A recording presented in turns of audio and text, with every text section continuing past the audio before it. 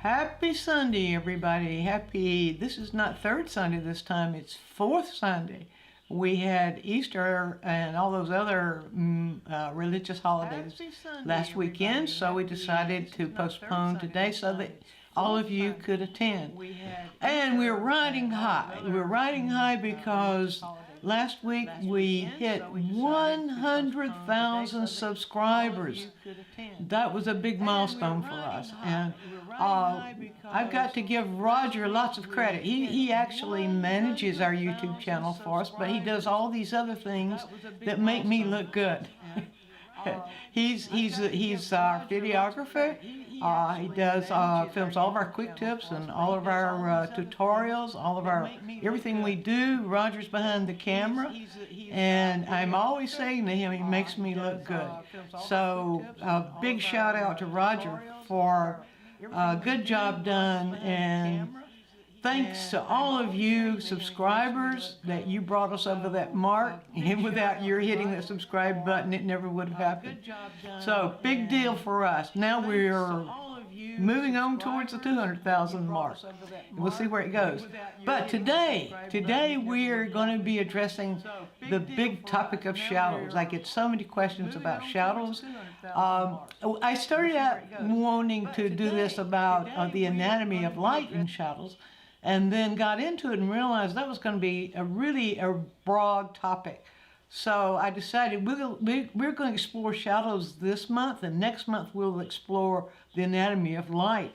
And you might be surprised at how there's in some cases the same behavior, in some cases different behavior.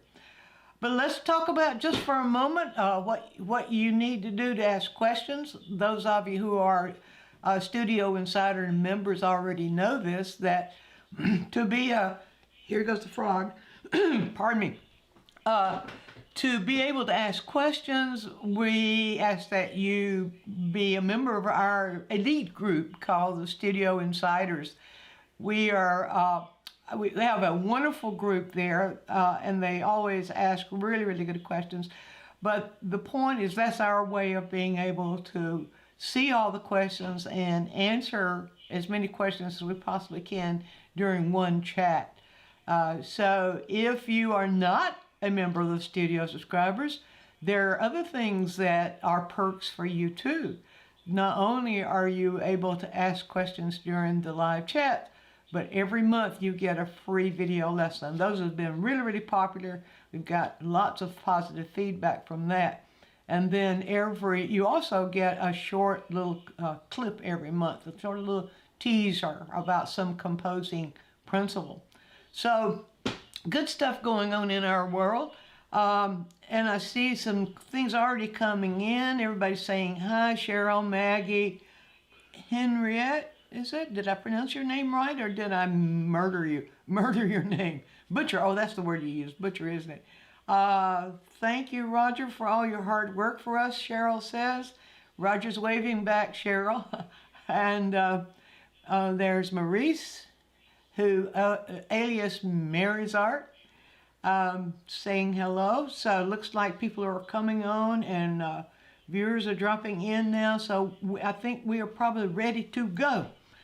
And as they say, without further ado, we always begin with a short video. I like to put together a little discussion, a little explanation ahead of time to kind of bring our concept into focus. And so during that time, you will probably have questions, and I bet I know what one of those questions is going to be, but I'm not going to reveal what I know about that until after the video. So get ready to, oh, here comes Johnny, and is that Kanchana? See, I shouldn't try to even pronounce your names because I'm terrible at that kind of thing. But anyway, where was I? Oh yeah. Get ready for your questions. Get ready with your questions. You can ask the question in the chat during the video if you like, or you can wait until until the end of the video and ask it, and it doesn't make any difference. And yes, it is a beautiful day here too. All kinds of good things going on. All right, are you ready, Roger? Ready. Okay, roll it. I'll see you folks on the other side.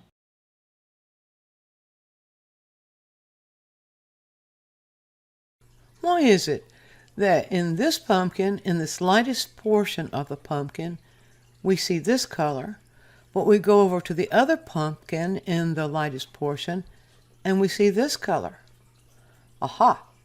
But then let's move over in the area of this pumpkin where it's still in some light and we see this color.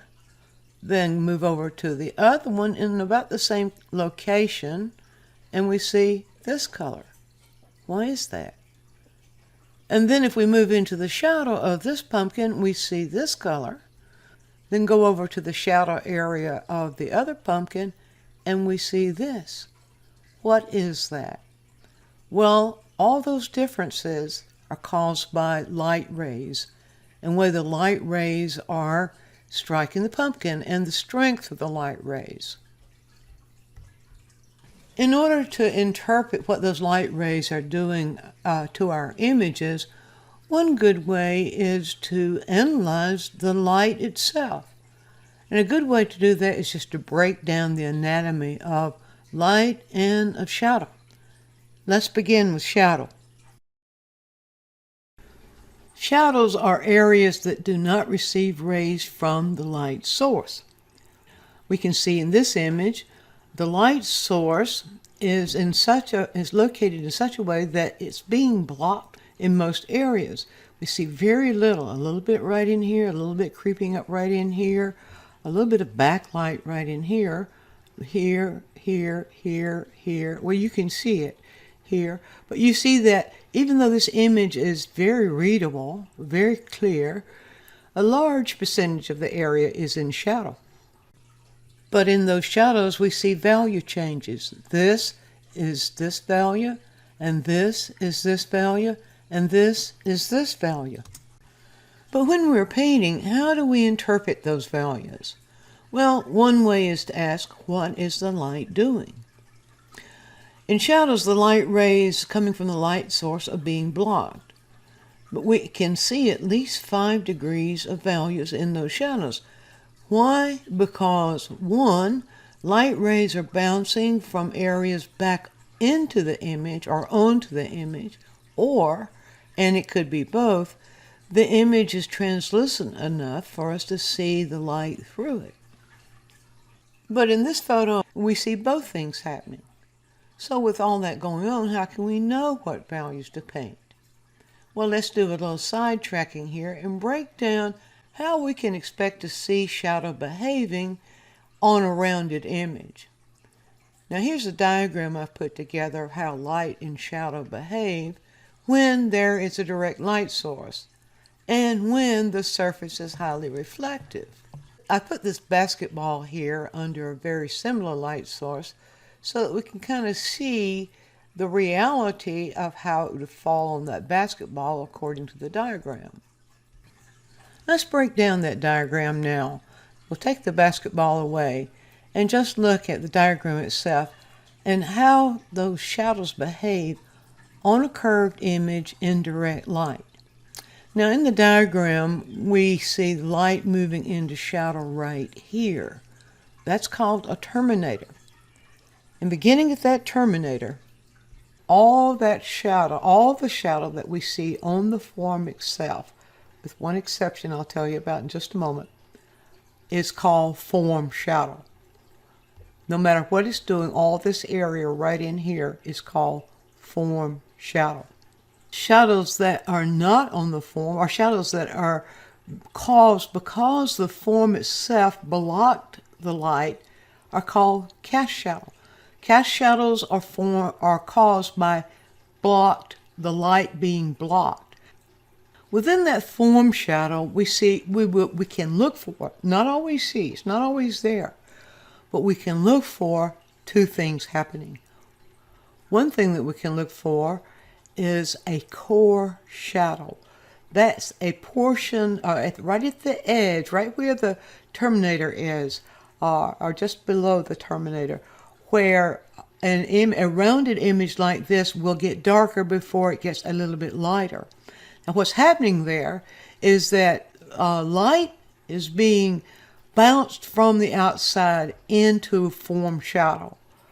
But on a curved image like this, that bounced light cannot reach the area where the core shadow shows. So without that bounced light, you see all this dark. But, and as I said before, it's not always there. You can look for it. A very important shadow that often gets ignored is the occlusion shadow. That's that deep, that's the darkest shadow you'll see in anywhere. It's the area where two shapes touch. Any two shapes touch each other, they squeeze out the light rays. The rays and the bounce light. They squeeze out all light, say it that way. So that's a very tiny, absolutely dark area. And it's, as I said, it's called occlusion because the light is squeezed out. Now let's go back to this basketball and see how this stuff interprets in reality.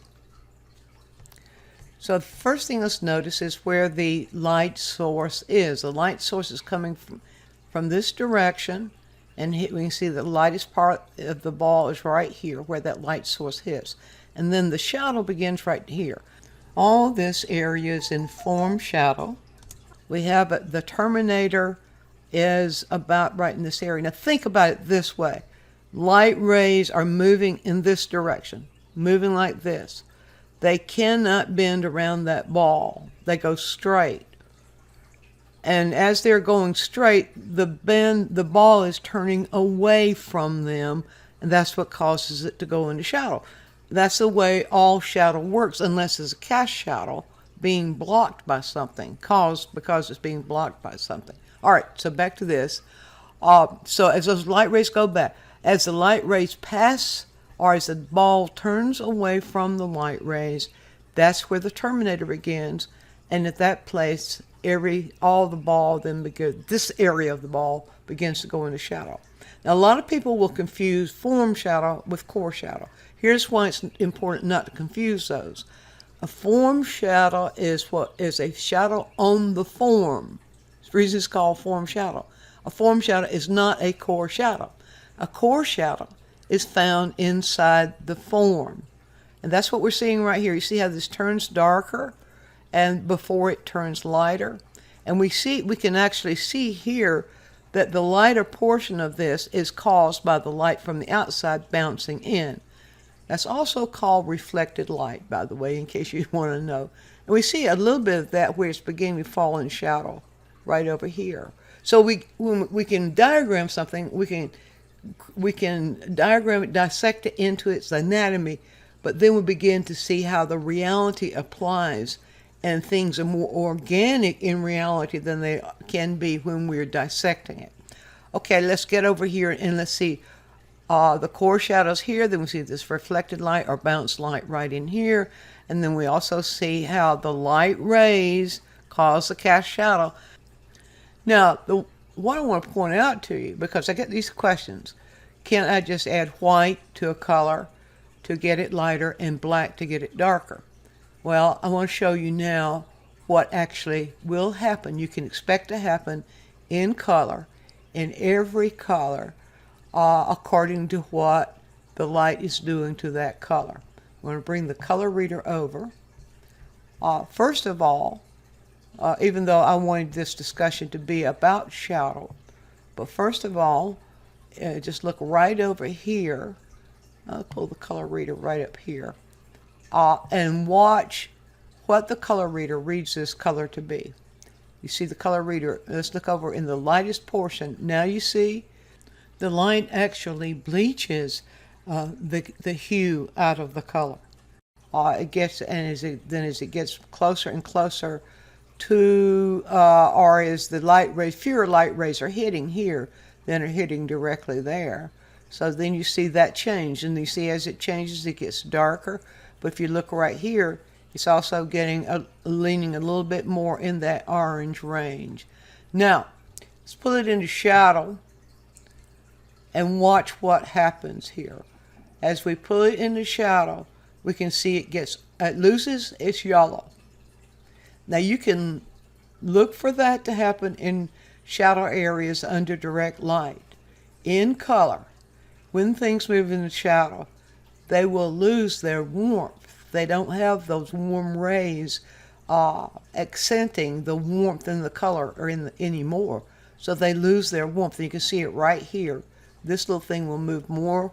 I'll put it here again and watch it. See, now it gets closer to orange. It's closer to the orange right in here. This is the hue. And then as I bring it over here, you see now it goes closer into that red.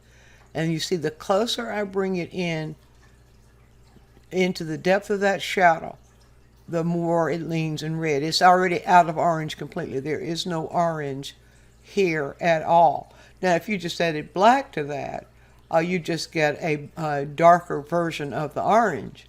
But by adding, we could add black and a little bit of orange back into it. But that is to illustrate to you that in shadows, colors do change. Now, as I move along in here, I want you to notice over here that even in the reflected light in a shadow is not going to be a light. It's not going to be this degree of light. Now let me show you that. This reads value. Let's pull it down like this. Okay. This portion of the reader reads value. Now you see if I pull it up here, we've got it over in that light range of kind of middle value. But then if I pull it down into the reflected light, watch where this goes. See, it jumps way over there. So now reflected light does vary in value, but a lot of times people will see a reflected light and they will make it this light and then it won't look right. So that is to give you just a little bit of a primer on not only on what light does when images go into shadow or what light doesn't do, and the varying kinds of shadows and how they behave. We know what parts to look for. Then I think it might help us to see the depth or the degree of values that we find in those shadows. I think this is a good place for us to stop now and begin our discussion. I hope you have some questions.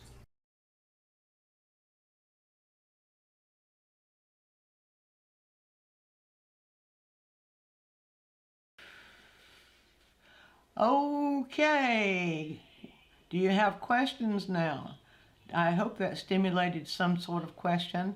While you were watching the video, we had another new member, so we've had 2 new members join doing this. Welcome, Joanne and Ella Jane. So now we're ready to start our discussion. Waiting for your questions. Well, but while you're gearing up for your questions, there's something I wanted to point out to you. I have on the website, DianneMize.com, a section of free visual aids, free stuff for you. And on there are 2 kinds of value scales that you're welcome to go and download. One I want to point out particularly is what I call the No 10 value scale. And I didn't mention No 10 in this. Are you surprised?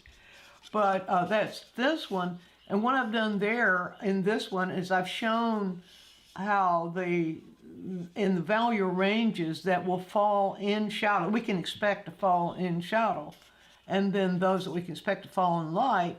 And when we're doing a No 10, where we are simply making a pattern showing where all the shadows are, then that is this value area right in here. And when what we have left there is then this area right through there. So instead of numbering the value scale on this, I just simply separated it, and then I call the areas in the dark, I call those these areas in shadow areas, and I call the ones in the light not in shadow areas. And I call those shadow areas, rather than numbers, I call them deep, moderate, and shallow, and then transition and accent. Transition where the shadow moves through that terminator line into light, and then accent where it's actually the darkest dark, which is our occlusion shadow. So you're welcome to go to the website and download this. I always also have another one there, which is the regular numbered, course, most of you probably are familiar with this value scale, which we can get almost any art store. I think Jerry's has it, Cheap Joe's has it, Blick has it, all those online. But this is free. So this one simply has the value scale numbered, and I use the 1 for value 1 and 10 for the, I use the lightest light as 1, the darkest dart is 10. I know some of them use the reverse of that number system, but that's how I learned it, and so that's how I remember it. And I'm not the only one. It's kind of a confused situation out there. But anyway, all these are available on the website if you want to get a free value scale. You can do that. All right, Cheryl asks, without bounce reflected light, would a form shadow be as dark as the occlusion shadow? No, it wouldn't be, because Cheryl, the form shadow is receiving a certain amount of ambient light. And that's the reason we can see what we can see in form shadow, is the ambient light. You know, the way you stop light rays is to block them. And the occlusion shadow will do that. I always think of the occlusion shadow as being the squeeze shadow, where light is squeezed out. When two images or two whatever touching each other, the light gets squeezed out and no light can get in there. And that is the occlusion shadow.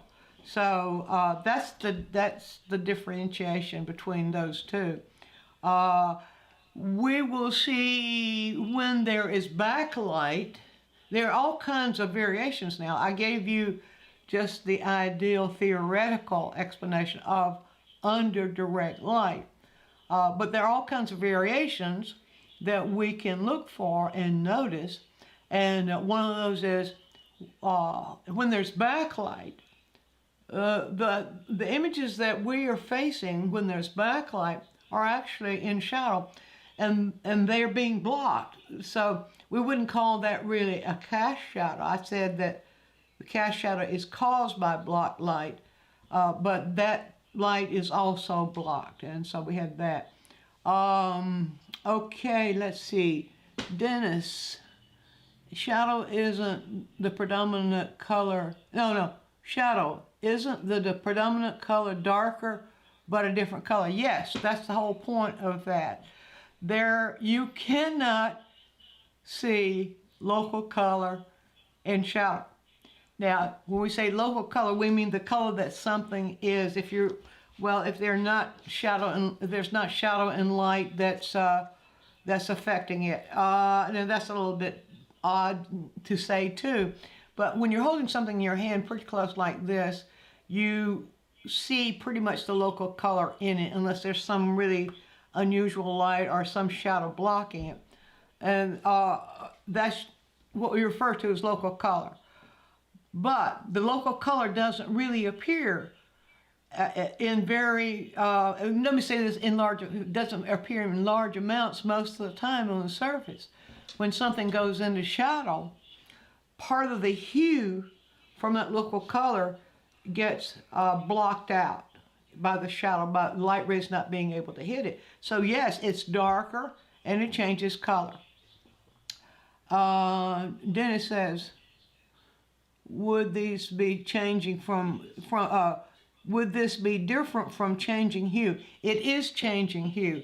Now, we might make a distinction here between the word color and the word hue. A distinction that a lot of folks don't make, but in my opinion, we should, as painters, make that distinction, because that's what we're doing. We're manipulating hue. Color, the word color, includes hue, value, and saturation or intensity, a chroma. We've got saturation, chroma, intensity. 3 words used the same way to refer to the amount of purity or saturation in the hue. So the word color itself means 3 things happening at one time. The hue, whatever the hue is doing, whatever the saturation is doing, and whatever the value is doing, that is color. Hue is a part of color. It's distinctive. Hue is distinctive in that it is only, it's not value. There is the value of hue. Hue is not value. Hue is not saturation. It's the saturation of the hue. So the hue is a single portion. It's like if you're the ingredients in a cake, the sugar's not salt and the salt's not sugar. But you need both of them in there to balance the flavor. Well, in color, hue is not value, hue is not saturation, hue is hue. Color is all three. So what happens in shadow, the hue changes, the value changes, and the saturation changes somewhat. But we identify the color by the hue usually, our names we have for the hue, and that hue does change when the image moves into shadow. So perhaps that gives you a little bit of clarity on that. Oh, Cheryl says, I forgot about ambient light. Yeah, it's always there, isn't it? It's always around us. Okay, let's see. Cheryl says, how does atmosphere perspective affect shadows in the distance? It reduces their value. And there's another exception. When the atmosphere is very thick, atmospheric perspective is referring to what the atmosphere is doing to the way we see images as they move, well, as they are in the atmosphere, as they move away from us. So the thicker the atmosphere, the more you're going to see a change. In that case, the atmosphere is going to change the value of whatever we're seeing. So that's the reason I made that distinction. Indirect light without any atmospheric interference, which I didn't say, but assumed, then we can expect these things to happen, or we can look for them. We might not always see them because everything's not ideal in the real world, as we saw in the basketball. But we can expect atmosphere. When the atmosphere changes, something changes about the atmosphere, it's going to change the value. Okay, let's see. Bridget asks, do you have any tips on painting dapple shadow on a path? When I paint them, they never look realistic, just like blobs. Blobs at it. And yes, Bridget, one thing. What was that? Grade 8. Grade 8 those edges. Yeah, here's what to look for. Now, I could give you formulas, but it wouldn't do you any good because then the next dapple light you see probably wouldn't follow the formula. That's why I do not like formulas at all. But I can tell you what to look for. For one thing, the color of the shadow is going to be affected by the color of the light or whatever the local color is around it. So you can't follow a rule, you can't follow a formula for creating shadow. Also, the value contrast, the degree of value contrast between the shadow and areas of light around the shadow in that dapple, that value is going to vary. It's not going to be the same for every single dapple. So some of the dapples will be lighter, and some of the dapples in shadow will be lighter, and some will be darker, and some might even change in hue just a little bit. But watch the degree. How many intervals of value do you see between one shadowed area and the light around it, and then the next shadow area and the light around it? So they have to, those are pairs. That's what we call kind of alternation, where you have pairs of things repeated, or maybe they may have some variation when they're repeated, like light, dark, light, dark, light, dark. That's what we usually see in dapples and different kinds of dapples depending on how the light's being filtered. But also that watch for the edges. Usually in dapple light, they're going to be those soft edges. The edges are going to merge one into the other. So if you watch for those things, and also within the dapples, look for little textural changes in value too, depending upon the surface upon which those dapples are existing. You'll see a similar kind of textural variations. So it's what we look for and the way we look and how we look for what we look for. So we can always adjust how things feel by noticing the degree of contrast, the degree of value contrast between them. Sometimes a dapple, if we're painting a dapple and it looks like dabs of paint, it may be that contrast is too great. So a little bit of practice there when you're not trying to do it on a painting, But where you're looking at depth on light and you're really studying it to try to adjust those values according to what you're seeing and adjust those edges of the shadows according to what you're seeing, do a little practice with that. I believe you'll have some aha moments there.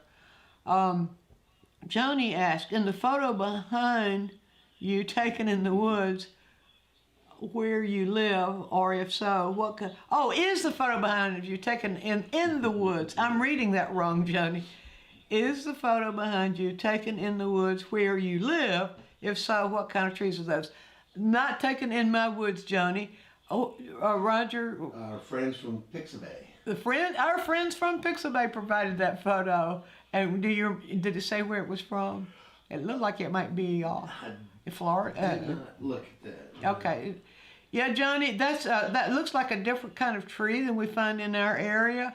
My woods are filled with oaks and dogwoods and a few pines, mostly the deciduous trees, and they're certainly not that big. Some of them are pretty big, not that big. So Roger's looking that up to see if he can find where those trees are located. Yeah, we kind of pulled one there, but those are wonderful trees there. Okay, let's see. Well, where? What's the next question? Okay, I see it. Joan says, when using a photograph, do you have tips on reading the shadows? Is the shadow often darker than it would be in person? Yes, indeed. And using photographs for rendering shadows or interpreting shadows can be tricky, very, very, very tricky. Because depending upon what's happening in the whole area, in the area of the camera often will overexpose the shadows. Because especially if the light is really, really strong, the camera will often expose the shadows. So usually those two or three things you can notice that will happen there. Those shadows will usually be darker than we're actually seeing them. They'll usually include a little more value contrast within them than we actually see.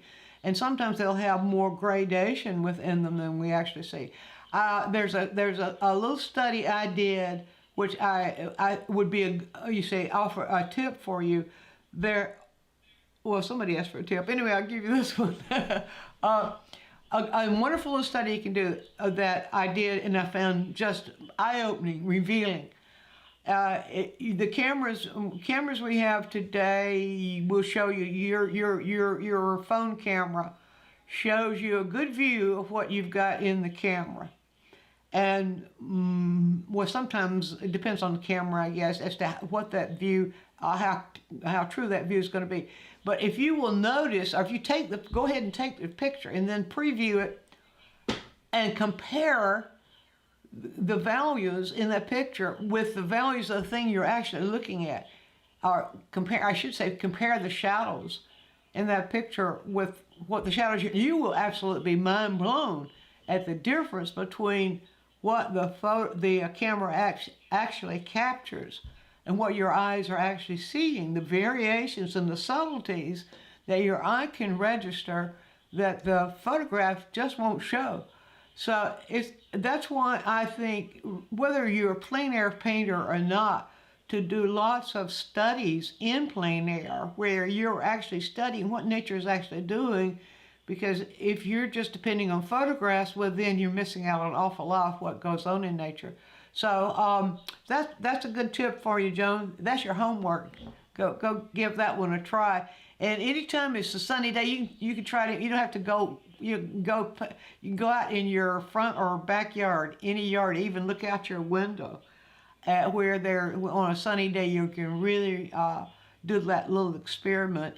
And also there's something else too, and that is the difference between where the sun is located and where you are in relation to the sun is going to affect how much that camera, or how that camera is going to capture the degrees of what we see happening, actually going on in those shadow areas. Welcome, Susan. Another new member just came in. Woohoo! I have an answer. Yeah. They're beaches. Beaches. Beech tree. Oh, beech trees. Okay, Roger's answer. Those are beech trees up right behind me. Where are they coming from? I don't know where they are. Wherever they grow beech trees, wherever beech trees grow, that's right behind me. Okay, good job, Raj. All right, now let's see. That was Joni's, and then thank you, very helpful. Good, Bridget. Glad. Do let me know, those of you that are asking questions, and if I answer something and it just confuses you more, or I don't quite answer with clarity that you need, don't hesitate to ask again, ask it another way, because I want you to have clarity. Okay, Joni says if you're painting dappled light in oil, you said like, but I know you meant light. Would you wipe out some areas or just paint on top? Oh, I see what you're saying there. How would you handle dappled light and watercolor? Oh yeah, okay. Then we're running into this technical stuff and the how-to you do it. You know, there are some things. There's some content images that I don't hesitate at all to say, well, try it this way, it's a little bit smooth this way. I don't ever recommend painting the dark on and then painting the light on top, or painting the light on and painting dark on top. Those images belong together. And the way I do it, Joni, is I paint the shadow first, and then I paint the light within the shadow. And that way I can get that value, I can get that value relationship, the intervals, the number of intervals between the dark and the light. I can get those much easier, and I can also more easily blend those edges where they need to be blended, and to the degree that those edges need to be blended. So I would say neither method.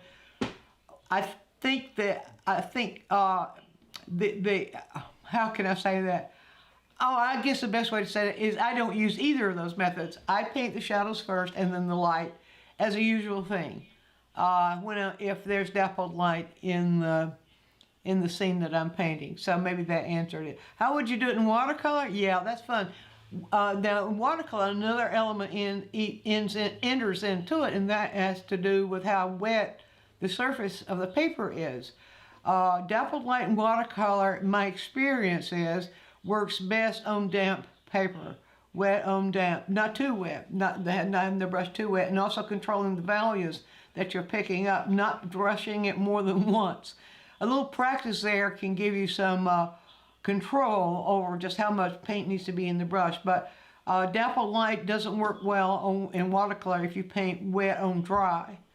It's got to be wet. And if you paint it wet on wet, it's going unless wherever if the dapple is really gradating into the light in such a way that it's a long gradation, wet and wet might work fine. But I find more control using wet and damp on watercolor, with watercolor.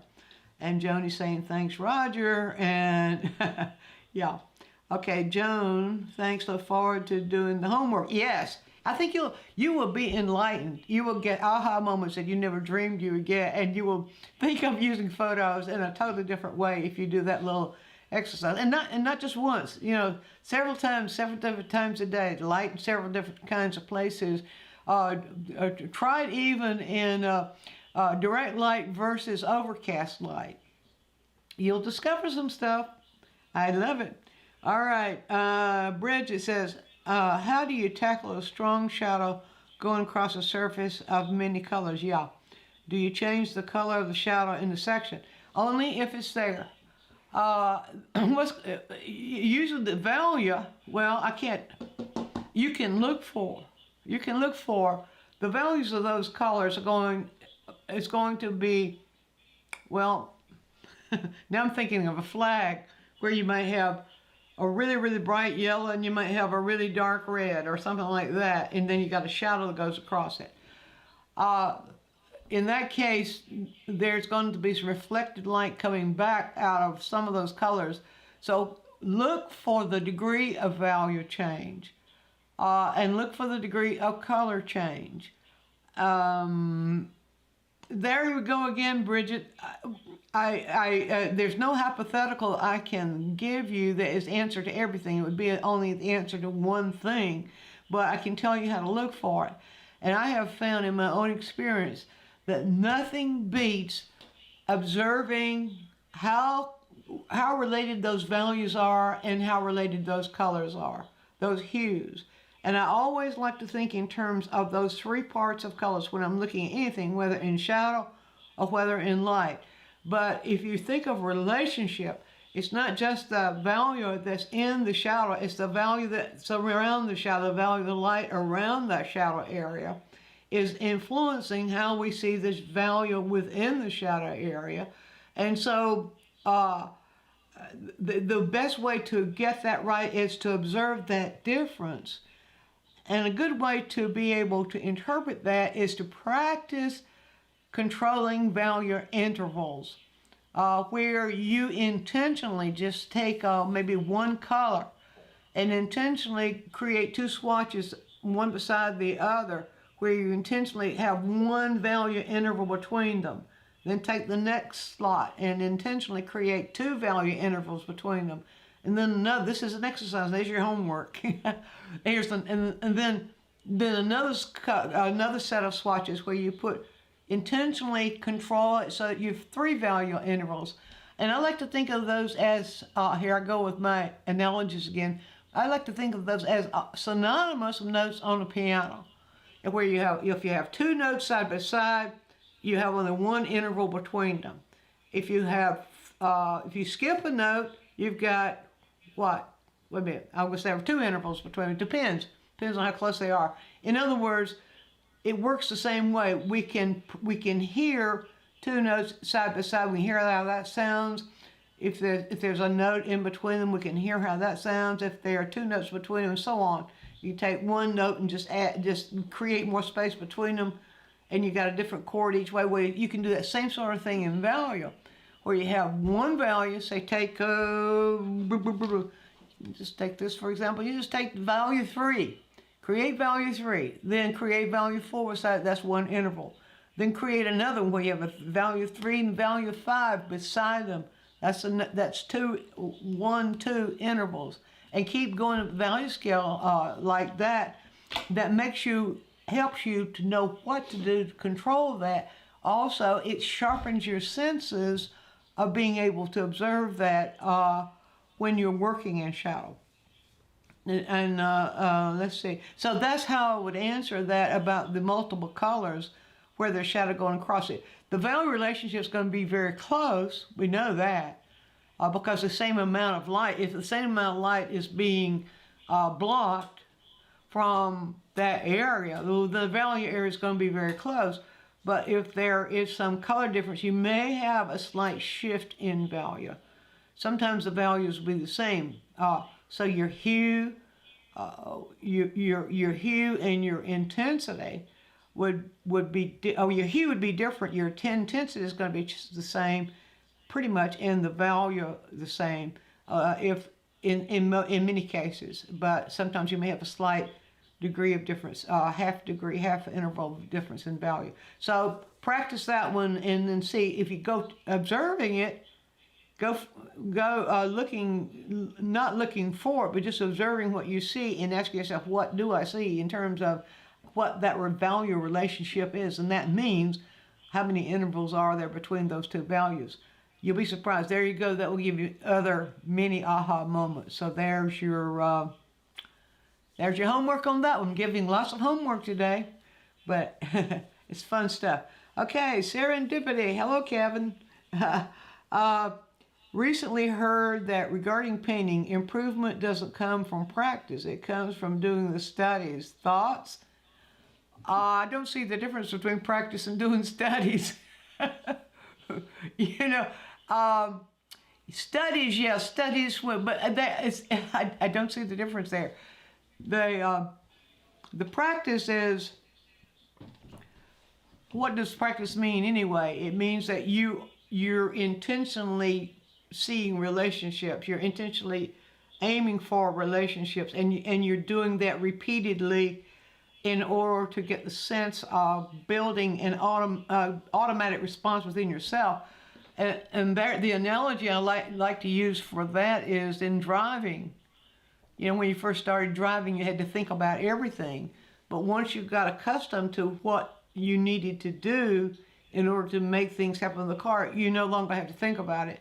So you can carry on conversation now while you're driving and making turns and stopping and watching traffic, all that kind of stuff.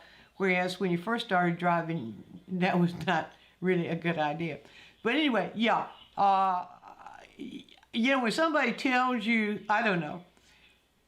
I guess I've said enough on that one.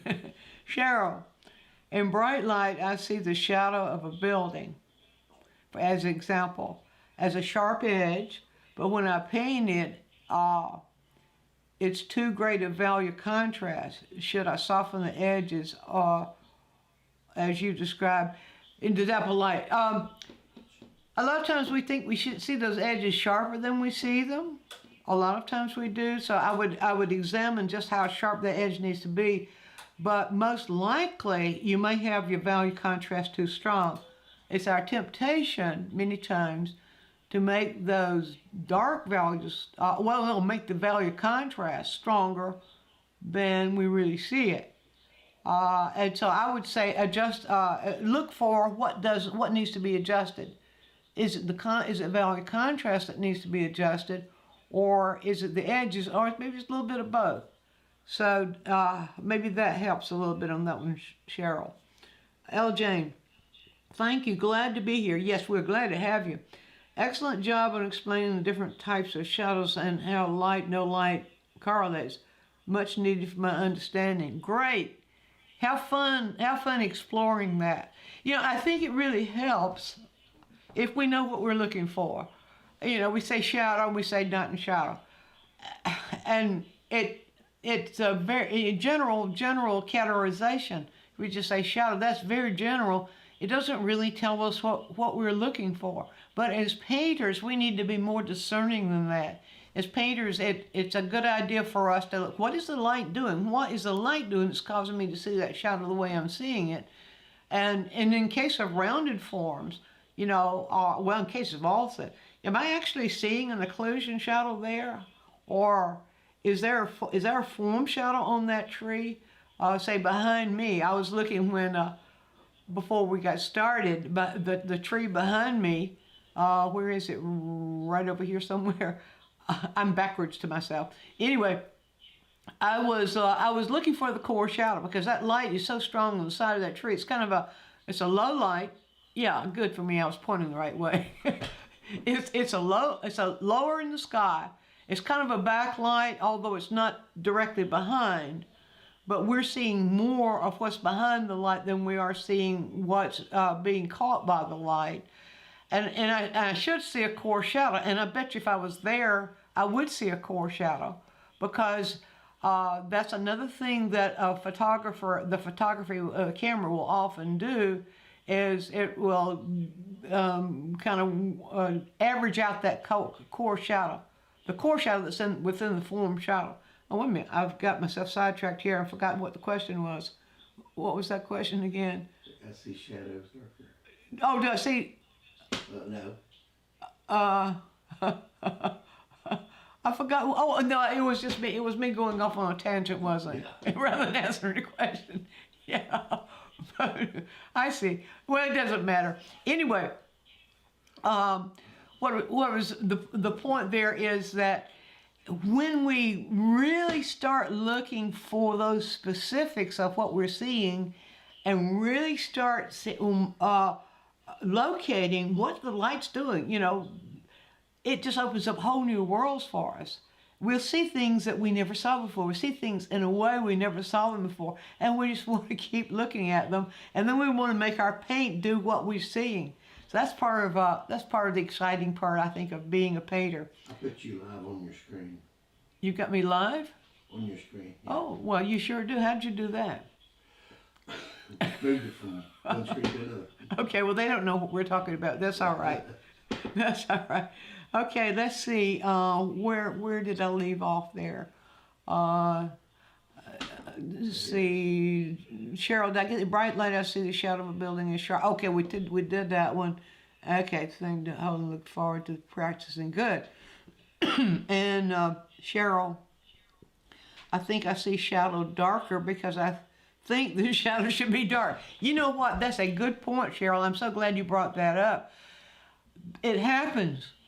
Our thoughts get in the way of our seeing. That's one of those things. Didn't I address that recently in a weekend tip? That I did. Oh, that was this weekend, wasn't it? That one of the things that happens that we don't even realize it's happening until we make ourselves aware of it is our thoughts are telling us we see something in a certain way, or our thoughts will tell us to expect to see something in a certain way, and the thought then begins to govern what we think, what we think the eye is seeing, rather than pushing that thought aside and using, rather than the thought itself, using a question to ask, what am I actually seeing? And using ways to compare, what you're seeing with other things. It doesn't hurt to use value scales. One thing that is a fun thing to do is to punch holes. I just used a hole puncher. You can see what I did there. This is my little No 10 value scale that's off the website. And you see, I just punched holes right there. Well, you can see through those holes as I hold them up. Can you see right here? Can you see how light my skin is against this value, which I call, this is about a value of 8, but I call it a moderate shadow value. Now, if I move that around, now as you see, let's move it up right in my eye area right in there. Now you see the values getting closer. You can do something like that where you're actually using a value scale. You're looking through it. Be sure that the value scale has the same quality of light on it as what you're looking at.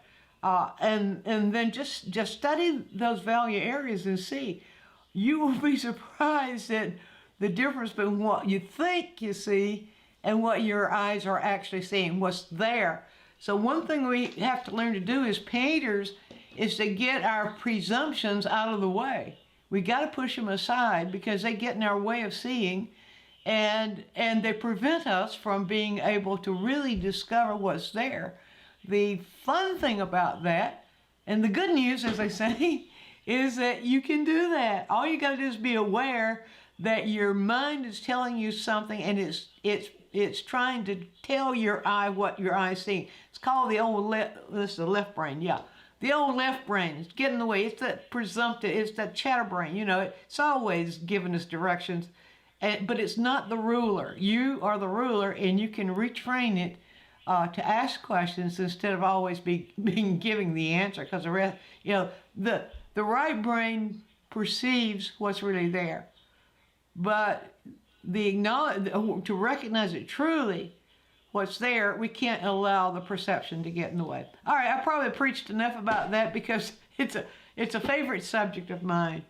Okay, Johnny says it might be helpful to talk about warm and cool shadows. All right, we can talk about warm and cool shadows. Yeah, there's another one where we can't make rules. We can make rules, but they're going to fool us every time, yeah. Generally speaking, I know people say, it's always going to be a cool shadow under warm light. Always going to be a warm shadow under cool light. Well, okay, how about if we think about it like this? What is the temperature of the light? Now, if the temperature of the light is warm, now think about it like this. I said earlier that everything we see is because of what's going on with the light. Even what happens in the shadows is what's going on in the light. If the light is warm, and we know the sunlight is warm, if it's a direct light of light is warm, candlelight perhaps might be warm, but a fluorescent light would be cool. So cool, warm, it helps to be able to determine which temperature of light we're dealing with. Now consider this. The light rays are coming down, and that temperature is affecting what they're hitting. So if it's a warm light coming down, the temperature is affecting the way the color appears, the way the values of the color appear. I showed you that in that pumpkin. First thing I showed you in that video. I asked you the question, but I didn't tell you the answer. It was a warm light, when the warm light's coming from the sun and hitting when it's hitting the surface of that orange on the pumpkin, it's making it look warmer, feel warmer because of the warmer rays and light. But when the light passes over that, what's left over?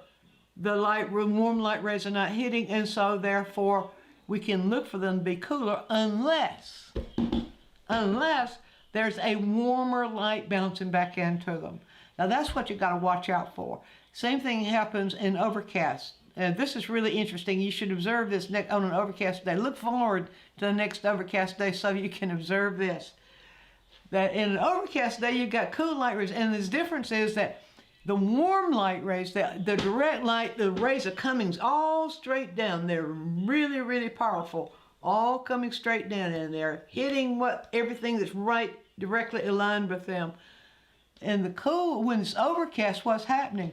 The sun's on the other side of the overcast, and the sun rays are coming through the overcast, and they're hitting it and they're dispersing. So they're bouncing all over the place. And that's the reason the whole sky looks at pretty much, well, not all the same value, but the whole sky then becomes the light.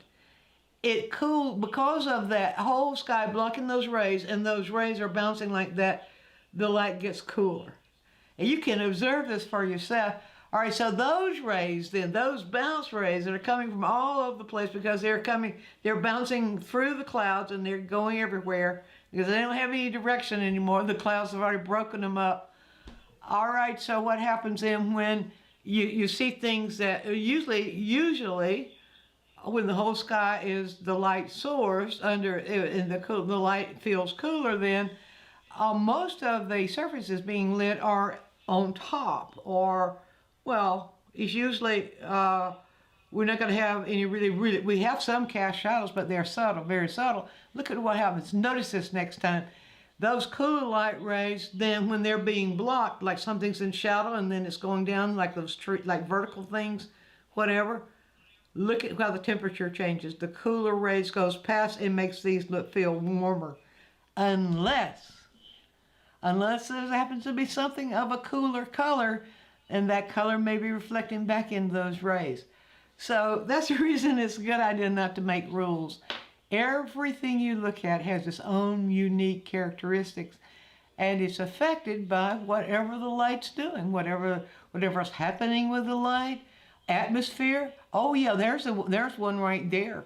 Atmosphere can reflect the temperature of the light. Depending on what's going on in the atmosphere, it can cause the temperature of the light to get cooler. It can cause it to be warmer.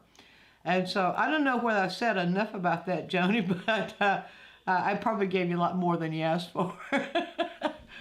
All right, let's see. Kind of the same question. Okay, was it Malia? Yeah. I heard the shadows appear warm and overcast day and cooler on the bright side. That's what I was talking about. I guess which seems confusing. What are your thoughts? Did that explain it, Malia? And am I pronouncing your name right, I hope?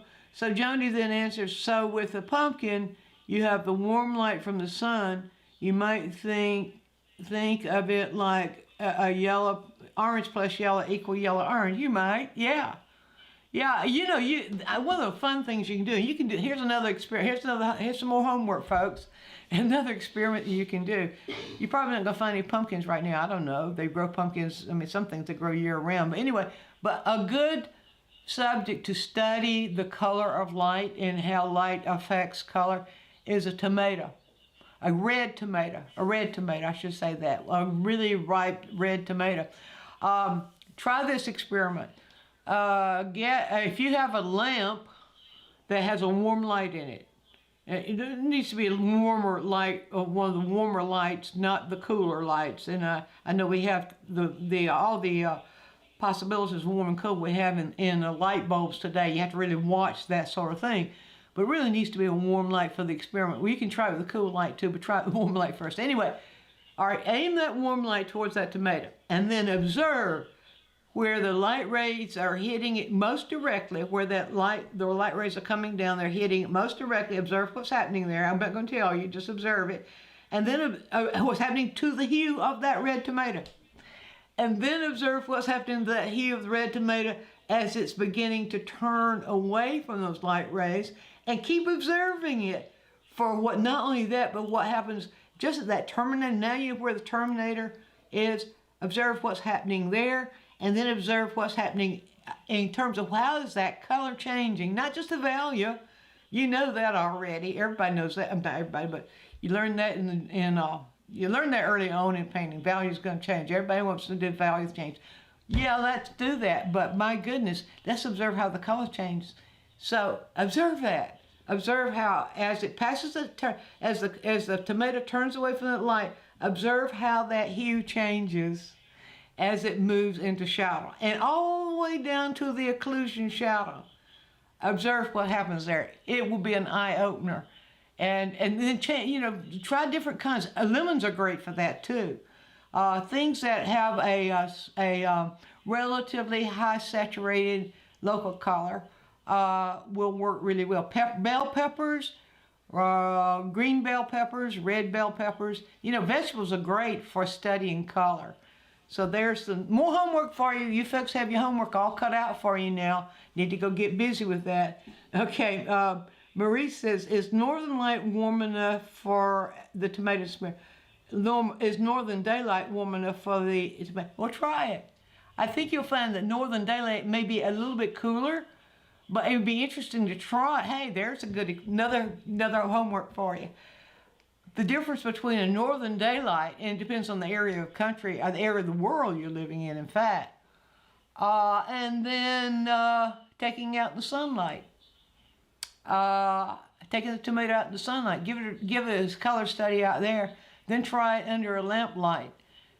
Then you begin to realize why I refuse to give you any formulas for interpreting color, because you don't need those formulas when you can see it for yourself, and then you give that interpretation. It's fun stuff. Folks, we are running out of time. We have run out of time. Okay, everybody's got their homework. You know what to do. Next month we're going to go into the light in depth in the same way we went into to the same extent that we went into the depth and color today. And you did want members, you asked lovely questions, kept me talking the whole time. But as you can see, I get excited about this stuff. So anyway, thank you all for joining us, and especially thank you all for being subscribers and members. The membership is growing, and we are loving that. So thank you so much for your support. As long as you're there supporting, we'll just keep going. So that's going to be it for this time. Enjoy the rest of the day. Go do your homework, and we'll see you next month. So bye-bye for now.